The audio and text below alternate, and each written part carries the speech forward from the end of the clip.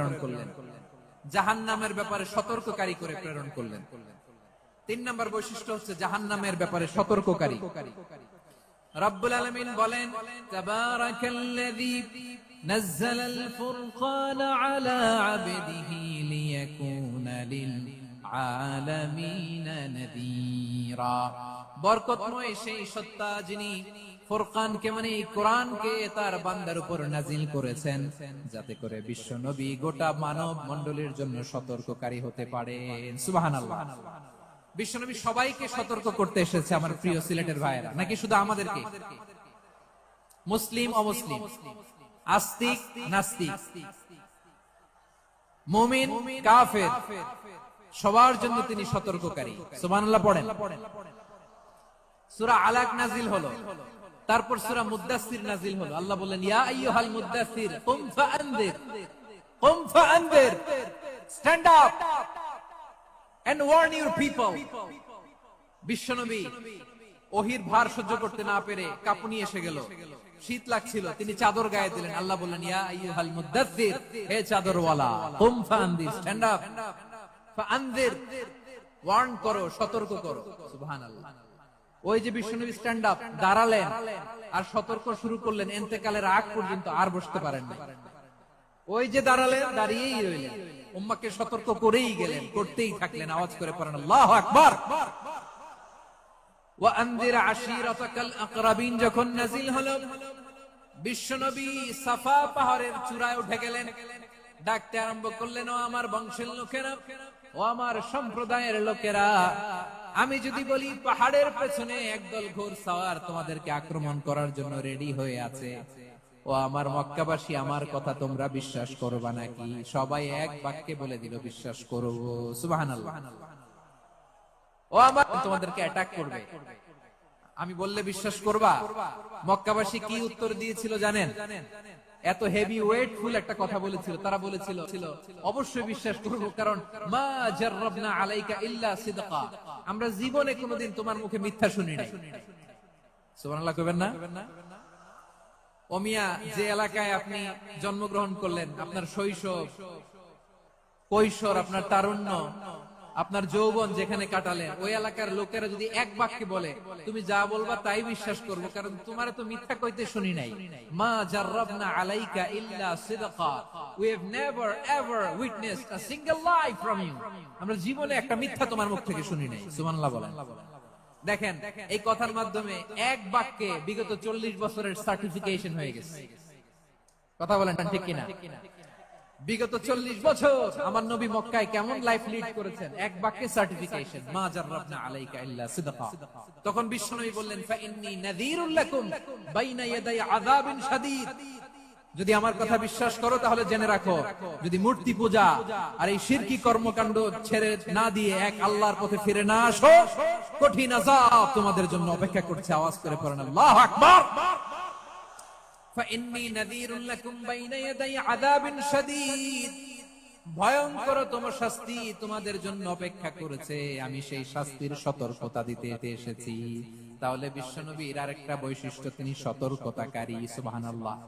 তিনি সতর্ককারী, উম্মাহকে রিমাইন্ডার দিতে এসেছেন, ওয়ার্নিং দিতে এসেছেন। আবার জাহান্নামীরা যখন জাহান্নামে যাবে, ফেরেশতারা ডেকে বলবে, ও কপাল পোড়া জাহান্নামীরা, জাহান্নামে কেন ঢুকলা? দুনিয়ার বুকে কি তোমাদেরকে সতর্ক করার জন্য কেউ আসে নাই? কুল্লামা উলকিয়া ফিহা ফাওজুন সাআলাহুম খাজানাতুহা আলাম ইয়াতিকুম নাযীর। সুবহানাল্লাহ পড়েন। আলাম ইয়াতিকুম নাযীর, কোন সতর্ককারী আসে নাই? বিশ্বনবী নাযীর হয়ে, সতর্ককারী হয়ে পৃথিবীতে আসলেন। তিনি জাহান্নামের ব্যাপারে উম্মাহকে সতর্ক করেছেন। জান্নাতকে যেমনি তিনি চমকপ্রদ ভাবে উম্মাহর সামনে পোট্রে করেছেন, চিত্রায়িত করেছেন, ঠিক অনুরূপ ভাবে ভয়ঙ্কর জাহান্নামকেও তিনি এই উম্মাহর সামনে পোট্রে করেছেন। জাহান্নামকে কিভাবে বিশ্বনবী উম্মাহর সামনে পোট্রে করলেন, চিত্রায়িত করলেন, শুনতে মনে চায়? সিলেটবাসী শুনতে মনে চায়?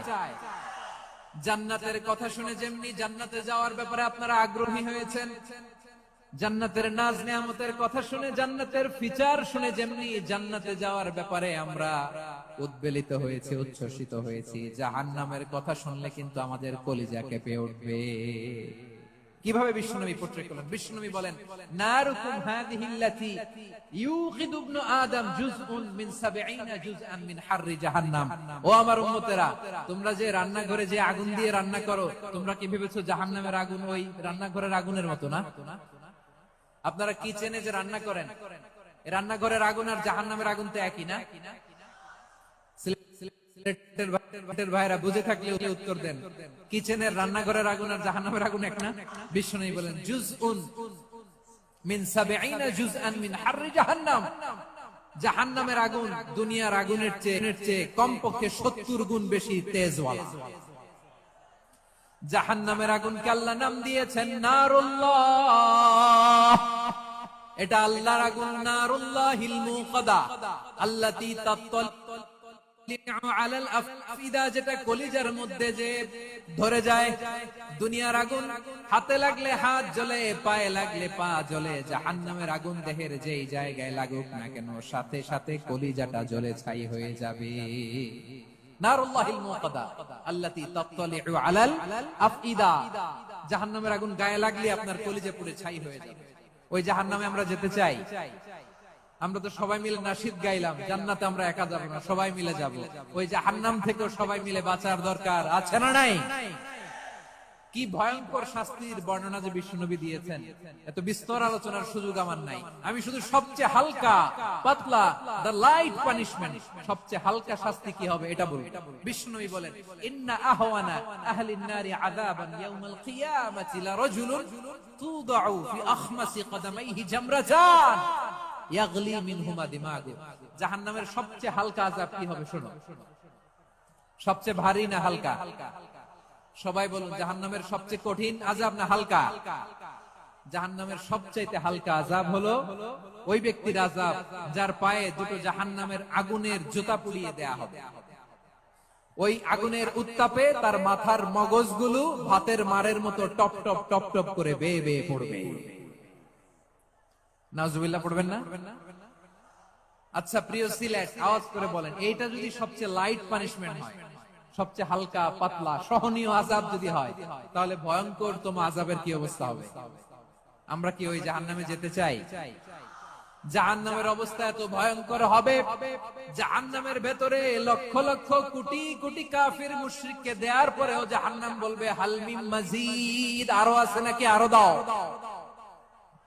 কোটি কোটি কাফেরের দল, মুশরিকের দল, সীমা লঙ্ঘনকারী দল, তাদেরকে যখন জাহান্নামে ফেলা হবে, বড় বড় পাথর খন্ড জাহান্নামে ফেলা হবে, তারপরও জাহান্নাম বলবে হাল মিন মাজিদ, আরো আছে নাকি, দাও, আরো দাও, আরো দাও। আমার ক্ষুধা নিবারণ হয় নাই। জাহান্নামে তো উত্তপ্ত হবে, জ্বলন্ত হবে, ভয়ঙ্কর হবে। জাহান্নামের এক অংশ আরেক অংশকে খেয়ে ফেলবে। আল্লাহু আকবার। ফেরেশতারাও টালমাটাল হয়ে যাবে। জাহান্নামের রক্ষী ফেরেশতারা কি করবে তারা নিজেরাও বুঝতে পারবে না। কোটি কোটি মুশরিক কাফেরদেরকে জাহান্নামে নিক্ষেপ করার পরেও জাহান্নাম ঠান্ডা হবে না, শান্ত হবে না, বলবে হাল মিন মাজিদ, আরো আছে নাকি, আরো দাও। তখন আল্লাহ তাআলার কুদরতি পা জাহান্নামের ভিতরে ঢুকিয়ে দিবে। সুবহানাল্লাহ পড়তে পারলেন না মজা করে? কোন কিছুতেই যখন জাহান্নামকে শান্ত করা যায় না, আল্লাহ তাআলা তার কুদরতি পা জাহান্নামে ঢুকিয়ে দিবেন। দেয়ার সাথে সাথে জাহান্নাম থেকে আওয়াজ আসবে, কত কত বিইজ্জাতিকা ওয়া বিকদরিক, আল্লাহ বিইজ্জাতিকা ওয়া বিকারামিক, আল্লাহ আপনার ইজ্জতের কসম, যথেষ্ট হয়েছে, এনাফ এনাফ, আর লাগবে না। সুবহানাল্লাহ বলেন। ওই ভয়ঙ্কর জাহান্নামে আমরা যেতে চাই কেউ? আমরা সব সময় ওই জাহান্নাম থেকে আল্লাহর কাছে পানাহা চাই। আওয়াজ করে বলেন ঠিক কিনা? বিশ্বনবী সব সময় আল্লাহর কাছে আল্লাহর জান্নাত চাইতেন, আল্লাহর জাহান্নাম থেকে পানাহ চাইতেন। তিনি বলতেন, আল্লাহুম্মা ইন্না নাসআলুকাল জান্নাতা ওয়া নাউযু বিকা মিনান নার। আল্লাহ তোমার কাছে জান্নাত চাই, তোমার জাহান্নাম থেকে পানাহ চাই। আবার আমরা যখন দোয়া পড়ি, আমরা পড়ি রব্বানা আতিনা ফিদ দুনিয়া হাসানাতাও ওয়া ফিল আখিরাতি হাসানাতাও ওয়া কিনা আযাবান নার। আল্লাহ দুনিয়ার কল্যাণ দাও, আখিরাতের কল্যাণ দাও, জাহান্নামের আগুন থেকে বাঁচিয়ে দাও। পড়ে আমিন। ওয়াকিনা আযাবান নার, মানে কি? আল্লাহ তুমি আমাদেরকে বাঁচাও আগুনের শাস্তি থেকে। এটা বিশ্বনবীর সবচেয়ে প্রিয় দোয়া ছিল। নবী যখন তাওয়াফ করতেন, প্রতিটা তাওয়াফে তিনি এই দোয়াটা পড়তেন। রুকনে ইয়ামানি থেকে হাজরে আসওয়াদে যখন তিনি যেতেন, এই দোয়াটা পড়তেন, রব্বানা আতিনা ফিদ দুনিয়া হাসানা ওয়া ফিল আখিরাতি হাসানা ওয়া কিনা আযাবান নার। আল্লাহ দুনিয়ার কল্যাণ দাও, আখিরাতের কল্যাণ দাও। আল্লাহ জাহান্নামের আগুনের শাস্তি থেকে তুমি আমাদেরকে বাঁচাও। আওয়াজ করে সবাই পড়ুন আমিন। তাহলে বিশ্বনবী ওই জাহান্নামের ব্যাপারে আমাদেরকে সতর্ক করেছেন, এজন্য আল্লাহ তাআলা বিশ্বনবীর নাম দিয়েছেন নাযীর, সতর্ককারী, ওয়ার্নার। আল্লাহ বলেছেন নবী আপনারে আমি শাহিদ মানে সাক্ষ্যদাতা বানালাম, মুবাশশিরান আপনারে আমি সুসংবাদদাতা বানালাম, নাযীরা আপনারে আমি সতর্ককারী বানালাম। 4 নম্বরে ওয়াদাইয়ান ইলাল্লাহি বিইذনিহি, আপনারে আমি দাঈ ইলাল্লাহ বানালাম। সুবহানাল্লাহ পড়েন। আপনাদের মনোযোগ আছে না গেছে? মাশাআল্লাহ মনোযোগ আছে তো? আমি তো ভাবছি বোরিং হয়ে গেছে। স্লোগান দিতে মন চাচ্ছে। ওকে, স্লোগান ইজ অন।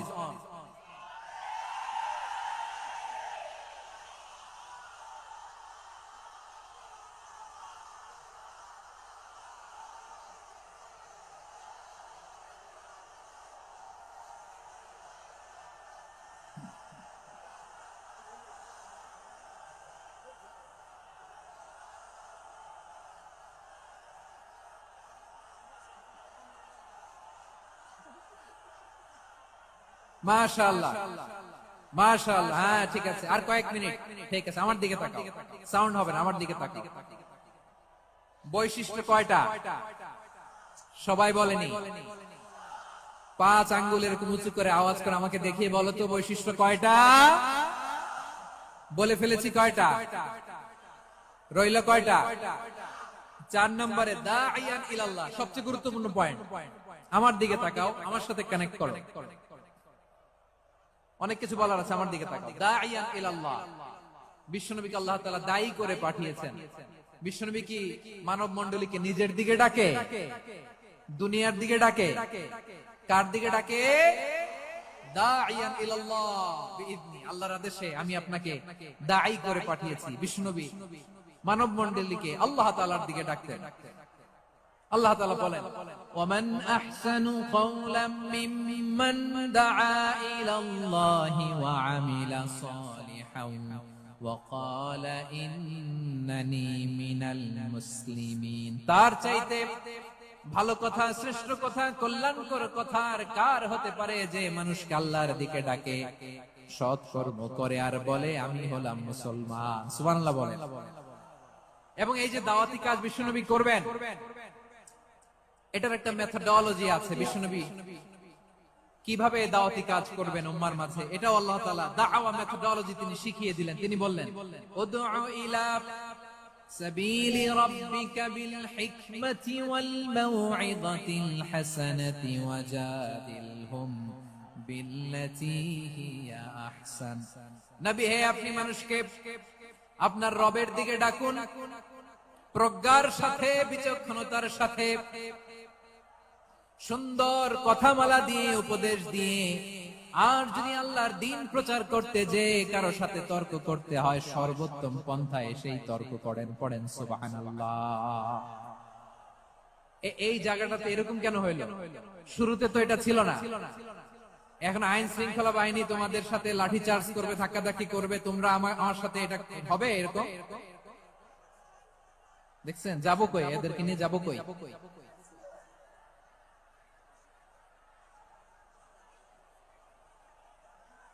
তোমরা তো ব্যথা পাবা, ব্যথা পাবা তো। বসো না, বসো না, সবাই বসতে পারলে তোমাদের কি? বসো বসো।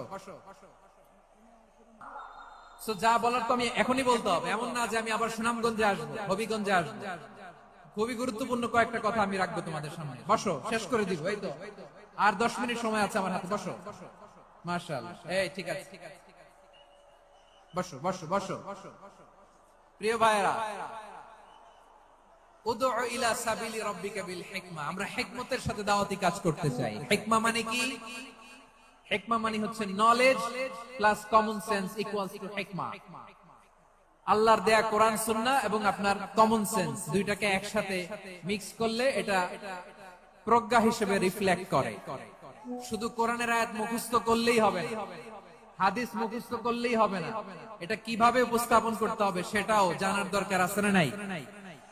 কি বলতে হয়, কতটুকু বলতে হয় সেটাও জানার দরকার আছে না নাই? সেটার নাম হচ্ছে হিকমা, প্রজ্ঞা। এই প্রজ্ঞার সাথে বিচক্ষণতার সাথে আমাদেরকে দাওয়াতি কাজ করতে হবে। বিষ্ণু ইসলামের দাওয়াতি কাজের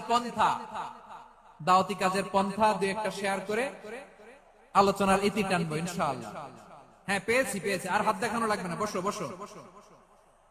আমি মেহেরবানি করে ড্রোন কভারেজ আপাতত বন্ধ করতে বলবো, আপাতত সরিয়ে ফেলেন। ড্রোন দেখলেই সবাই হাত দেখায়। হ্যাঁ, চলে যাক, আমার দিকে তাকান। মাশাআল্লাহ, এই তো ঠান্ডা হয়ে গেছে। হ্যাঁ,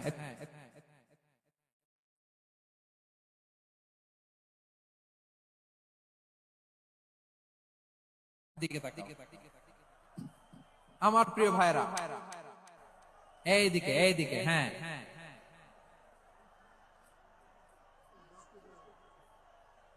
এইদিকে তাকান, এইদিকে। ঠিক আছে। দাওয়াত দিতে হবে গ্রাজুয়ালি।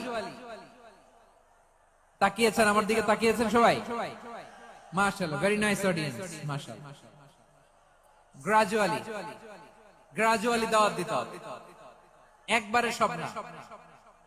অনেকে নতুন দিনে ফিরে আসে, আজীবন খারাপ কাজ করেছে, অন্যায় অবিচার জুলুম করেছে, তার জন্য দিনে ফেরার রাস্তা খোলা আছে না নাই? সে যখন ইসলামে আসে একবারে আপনি সব চাপিয়ে দেবেন না।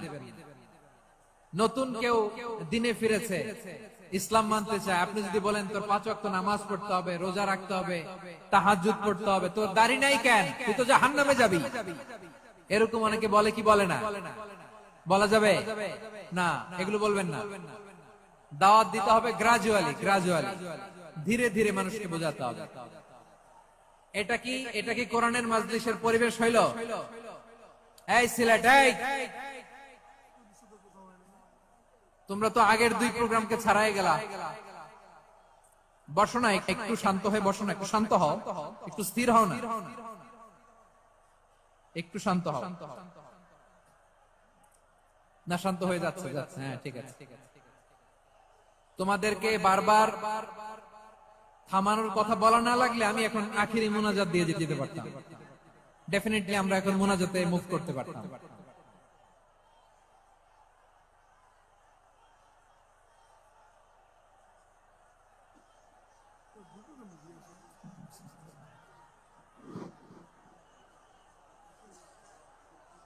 পুরো লক্ষ লক্ষ মানুষ, আমি তো দেখতে পাচ্ছি কত লক্ষ লোক হয়েছে। একটা জায়গায় কোনো সমস্যা নাই, এখানে কয়েকশো ছেলে পেলে এই ধাক্কা ধাক্কা।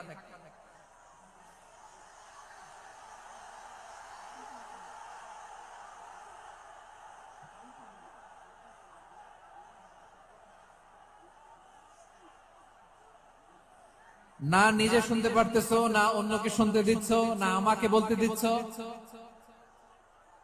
কি করতেছো তোমরা, এগুলো কি করতেছো? একটু শান্ত হও না, শেষ করে দিচ্ছি, শান্ত হও। হ্যাঁ, মাশাআল্লাহ, এই তো শান্ত হচ্ছে। বসো।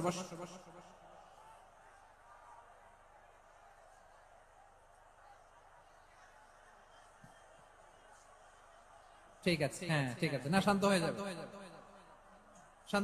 মাশাআল্লাহ। হ্যাঁ, অথবা যে যেভাবে আছো দাঁড়িয়েও তো আমরা ওয়াজ শুনি, তাই না? দেখা লাগবে, এটা জরুরি। আরে মোবাইলের মধ্যে তো নাম লিখে সার্চ দিলেই সবারে দেখা যায়, ঠিক কিনা? মোবাইলে দেখছো না, আমারে দেখছো না, তো হয়েছে তো, খালাস। বসার জায়গা পেলে বসো, না পেলে দাঁড়াও, দাঁড়িয়ে শোনো। হ্যাঁ, থাকো, এইভাবে থাকো, খালাস। কয়েক মিনিট একটু থাকো। আলহামদুলিল্লাহ, হ্যাঁ, অনেক শান্ত হয়েছে।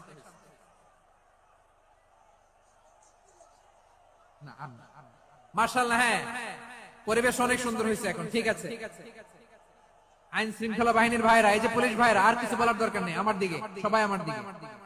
পুলিশ ভাইরা, এনাফ। হ্যাঁ, ঠিক আছে। একবারে ইসলামের সব মানুষ মানতে পারে না।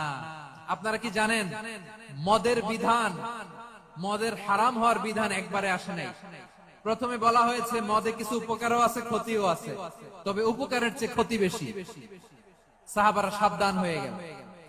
এরপর বিধান নাজিল হলো, তোমরা নামাজে যাওয়ার আগে মদ খেও না। 5 বেলা সাহাবারা আর মদের কাছেও যেতেন না, আরো সাবধান হয়ে গেল। সব শেষে ইন্নামাল খামরু ওয়াল মাইসিরু ওয়াল আনসাবু ওয়াল আজলামু রিজসুম মিন আমালিশ শাইতান ফাজতানিবু।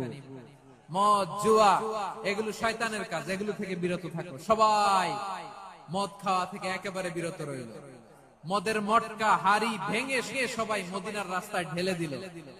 মদের পানিতে পুরো মদিনার অলি গলি সয়লাভ হয়ে গেল। বলেন সুবহানাল্লাহ। তাহলে মদ কি একবারে হারাম হয়েছে? প্রিয় সিলেট, আওয়াজ করে বলেন, মদের বিধান, হারাম হওয়ার বিধান এটা কি একবারে হয়েছে? কেউ যদি ইসলাম মানতে চায়, একবারে তাকে সবকিছু চাপিয়ে দেয়া যাবে না। আমাদের কাছে অনেকে আসে, এসে বলে, হুজুর আমার মেয়েটা পর্দা করে না, হুজুর পর্দা করে না, ওর জন্য দোয়া করেন। তা আমি বলি, বয়স কত? বলে 22। তো 22 বছর বয়সে আগে কি করছেন? আগে পর্দা করাইছেন? না, করাই নাই। তো এখন তো আর হবে না। এখন তাকে আস্তে আস্তে বুঝান যে মা শালীন পোশাক পরে, একটু শালীন, যেমন আছে তেমনই থাকো, শালীন পোশাক। শালীনে অভ্যস্ত হলে বুঝান, মারে একটু মাথায় কাপড় দাও, একটু হিজাব করো। ওইটাতে অভ্যস্ত হয়ে গেলে এরপরে তাকে নেকাবের দিকে আপনি আহ্বান করেন। ওইটাতে অভ্যস্ত হয়ে গেলে হাত মোজা, পা মোজা যদি করতে চায়, এইভাবে গ্রাজুয়ালি আগাতে হবে। প্রিয় ভাইরা, সবচেয়ে গুরুত্বপূর্ণটা আগে, তারপরেরটা পরে। জি ঠিক আছে। সিলেট, আজকে কি করছো এটা মনে থাকবে। আল্লাহুম্মা আমিন। রব্বানা ظلمنا أنفسنا وإن لم تغفر لنا وترحمنا لنكونن من الخاسرين. ربنا آتنا في الدنيا حسنة وفي الآخرة حسنة وقنا عذاب النار.